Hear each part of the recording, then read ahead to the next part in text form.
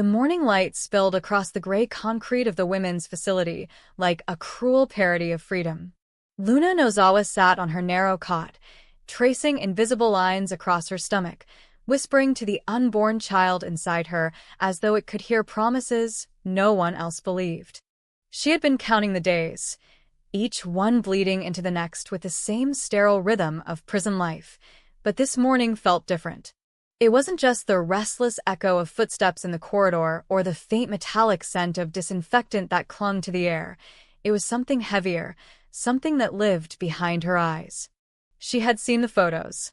The world beyond these walls was moving on without her, and it was doing so beautifully, cruelly, mockingly.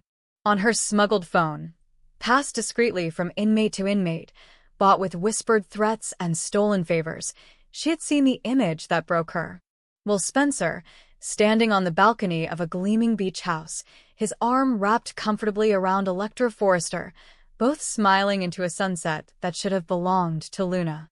Beneath the picture, a caption read simply, "New beginnings. Home sweet home." The words tore through Luna's chest like shrapnel. In her fractured mind, it wasn't just a house, it was a declaration of war. She remembered the taste of his name, the way Will had once said he loved her, the way he promised they would find a way through everything. But promises had expiration dates in Los Angeles, especially among the rich and the beautiful. While she sat confined behind bars, carrying the evidence of their shared recklessness beneath her heart, he was building a new life, one with someone softer, safer, and infinitely more acceptable. Electra. The woman who had everything Luna never could, a family name, social polish, and a conscience untarnished by scandal. That night, as Luna lay awake listening to the hum of the fluorescent lights, something inside her began to shift. The fragility that had once defined her broke, and in its place, a cold clarity emerged. The world had taken everything from her, and now she would take something back. In the twisted logic of her damaged soul, this was not vengeance, it was restoration. Will had forgotten her, yes, but he would remember soon. He would remember the woman who carried his child, who had bled for his love, who had lost her freedom in the name of his silence. In the outside world, life was a montage of champagne and celebration. Bill Spencer, proud and booming, had presented the beach house to his son like a trophy of legacy and reconciliation. The Spencer patriarch had finally mended his own fractured bond with Katie Logan, and their reunion was the talk of Los Angeles society pages. Beatty back together, the headline screamed. Cameras flashed as Katie clung to Bill's arm, radiant and relieved. Their joy, however, cast a long shadow, one that stretched straight toward Luna's cell. For while the world cheered the return of the Spencers, Luna's world darkened. Every smile on Will's face became a taunt. Every photo with Electra became an accusation. Inside the prison, whispers spread like wildfire. Guards had learned not to provoke Luna. Her temper was unpredictable, her moods shifting from silence to violence without warning. Some called her Il Giardino Killer, a nickname born of the scandal that had placed her behind bars. But those who looked closer saw the tragedy beneath the madness. A young woman who had loved too hard, too foolishly, and been discarded like an accessory gone out of style. Still, pity had no place here. The others avoided her eyes, afraid of what they might see reflected back. Then came the moment that would change everything. A routine check, a distracted officer, a misplaced key. Freedom, for Luna, had always been an abstract dream, but in that instant, it became tangible. The sirens blared too late. By the time the lockdown was announced, Luna was gone, swallowed by the night. She had learned from her first escape. This time, there would be no mistakes. The next morning, Will woke to the gentle crash of waves outside his window, the smell of freshly brewed coffee filling the kitchen. Electra was humming, barefoot, radiant in her ease. She looked at him the way Luna once did, like he was the center of her world. But there was a difference. With Electra, there were no storms, no chaos. It was peaceful, predictable, and that, perhaps, was why part of him couldn't stop glancing toward the door, as if expecting a ghost to knock. He told himself he wasn't thinking of Luna, that he had put her behind him. But guilt has a way of whispering louder than reassurance. When the news broke about the prison escape, it was Electra who found it first. Luna Nozawa, missing after late-night disturbance, the headline read.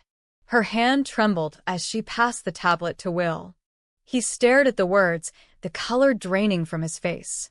Memories surged like tidal waves, the night he had last seen her, the tears, the promises, the way she clung to him and said, "You'll see.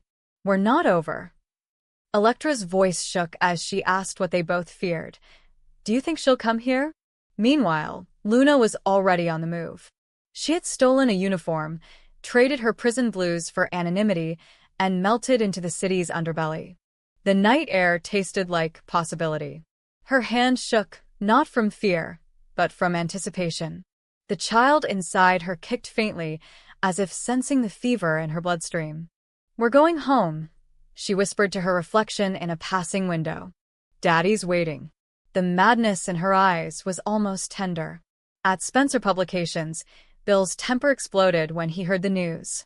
He slammed his fist against his desk, the veins in his neck bulging. "How the hell did she get out again?" he barked. Katie, standing nearby, paled. The memory of Luna's previous rampage still haunted her, the intrusion at the office, the threats, the look in the young woman's eyes that was both pleading and predatory. "We have to protect Will," Katie said, her voice trembling. Bill nodded, already making calls. Security. Police. Private guards. But even he knew that when obsession takes root, no wall is high enough, no camera sharp enough. As dusk fell over the beach, Luna stood on the cliffs overlooking the house. From her vantage point, she could see everything. The glow of the windows, the faint laughter drifting across the waves, the silhouettes moving inside. It was almost cinematic, like a scene from a life that should have been hers. She pressed her hand against her belly and smiled. In her mind, she wasn't trespassing. She was reclaiming. She had built this story, this love, this child, and she would not be edited out. Inside, Will tried to keep his composure. He told Electra they were safe, that the alarms and gates would keep them protected. But his words felt hollow, even to himself. There was something haunting about Luna, something that refused to be contained. He had loved her once, truly, and part of him still pitied her. But pity could be dangerous. It could open doors that should stay locked. Later that night, the storm began. Rain lashed against the windows as the ocean raged beyond. Electra was the first to hear it, a faint creak, the sound of something moving outside. She turned off the music, her pulse quickening. "Will," she whispered. But he was already moving toward the door, his instincts sharper than his courage. When he opened it, the wind rushed in, cold and salt-heavy, and standing there, soaked to the bone, was Luna. For a moment, time stopped. The sight of her was both familiar and horrifying.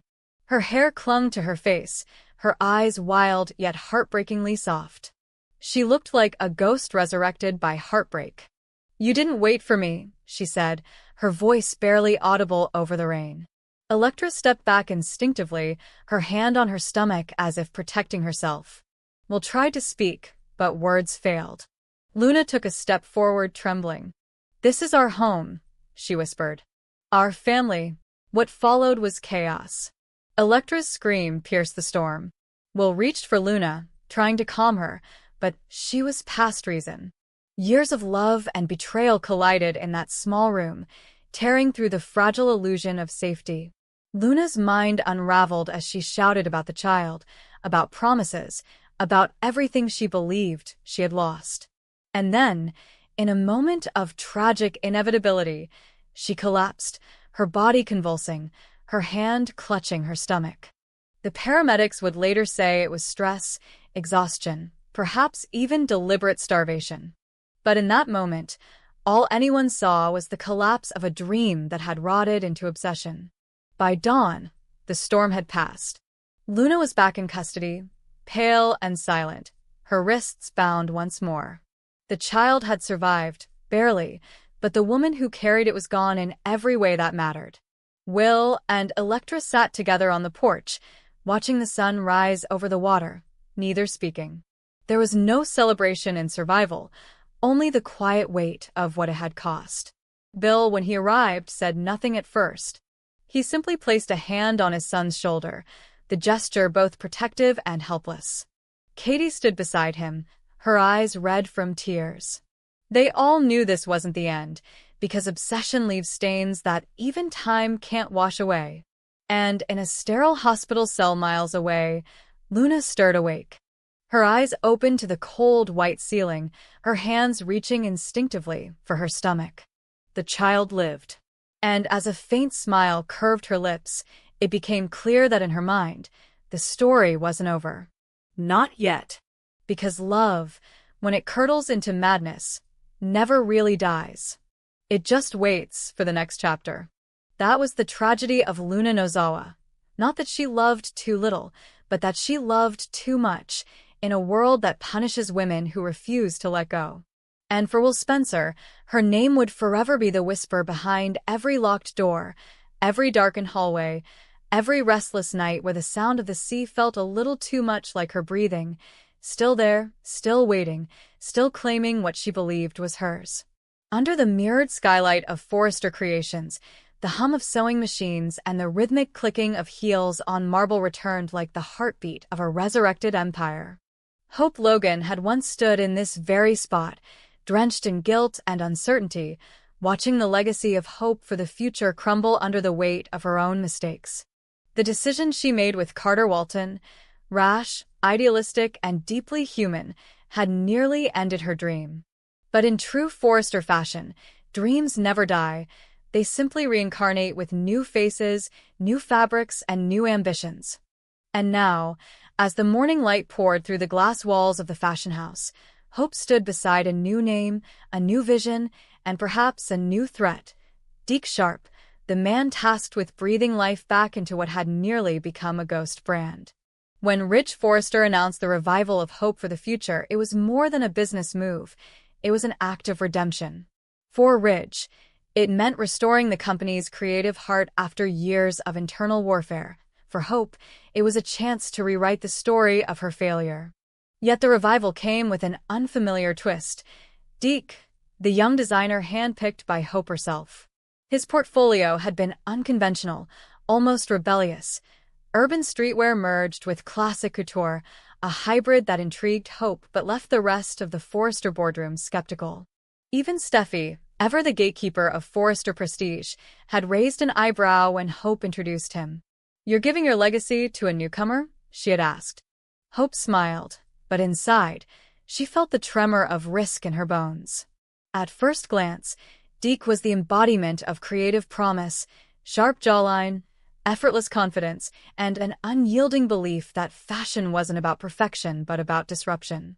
His first sketches for HFTF stunned the interns. Asymmetrical cuts, metallic textures, bold fabrics layered like street murals. It was art, chaos, rebellion, and it was exactly what Hope believed the brand needed. She wanted to break free from the old narrative that Hope for the Future was about purity and morality. She wanted it to be raw, honest, human. Deke understood that. Or so she thought. The first runway preview, however, told a different story.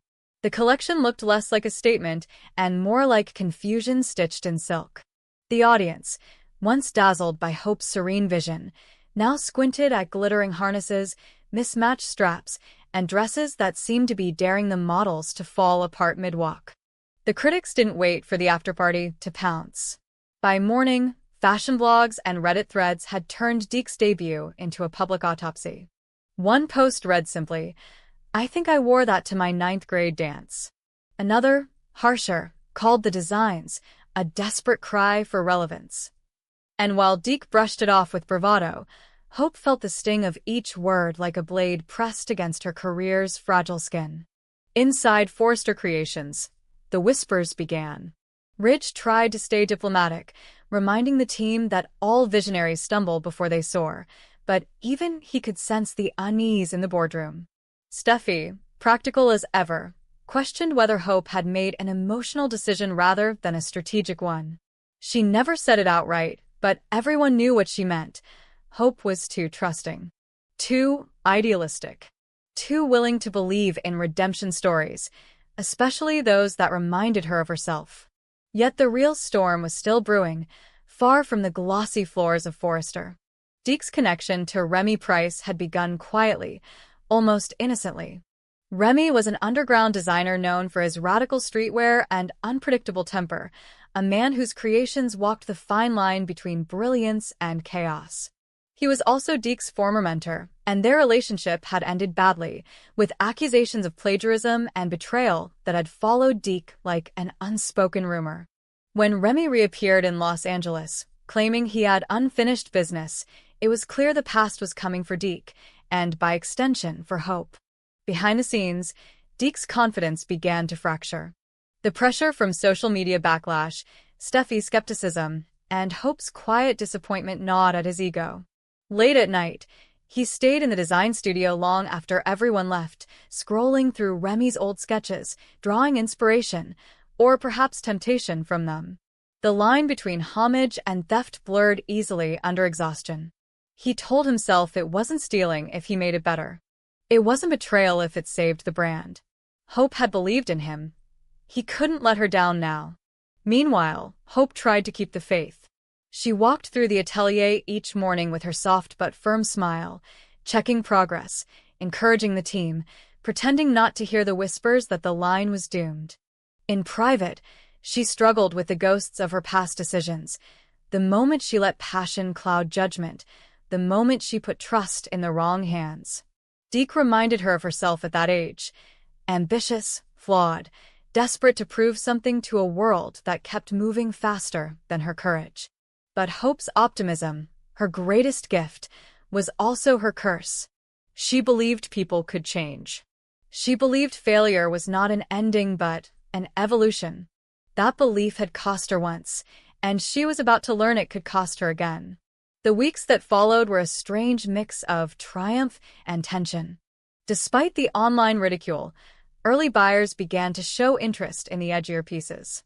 A few influencers posted videos praising the boldness of Deke's designs, calling them postmodern rebellion. The tide seemed to shift until a journalist from LA Style Weekly published a damning exposé. Side-by-side photos revealed alarming similarities between Deke's newest pieces and designs from Remy's defunct Urban Exile collection. The internet exploded. "Forrester's fraud?" screamed the headlines. Within hours, Hope's inbox was flooded with messages demanding answers. Ridge called an emergency meeting. Deke arrived pale and shaking, a man cornered by his own ambition. Hope sat across from him, silent, her eyes hollow with disbelief. She wanted to defend him, but the evidence was undeniable. The stitches, the cuts, even the smallest embellishments, everything was a near replica. When she asked him, softly, if it was true, he said nothing. Silence can be louder than confession.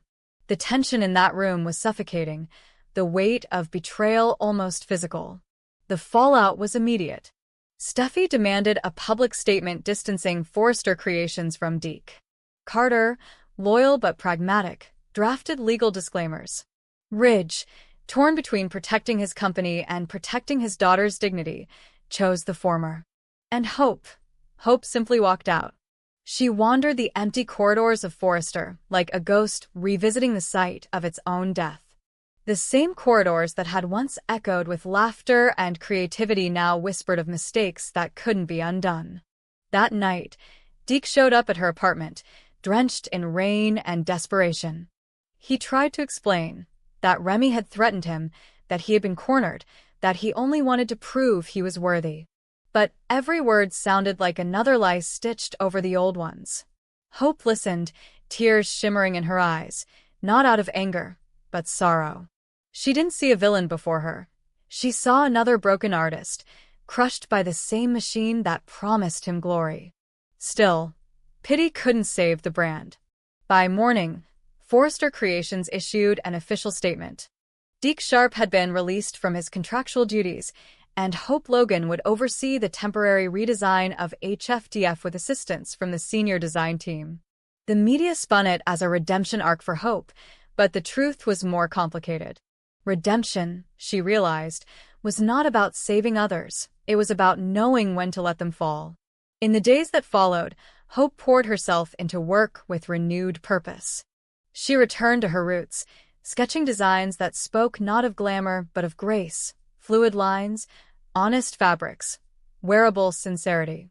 Her vision for the new HFDF was not rebellion or redemption, but rebirth. The press began to notice. Slowly, cautiously, the tide turned again. Orders trickled in, then multiplied. The brand that had once been mocked was once again whispered about in the corridors of power, this time with respect.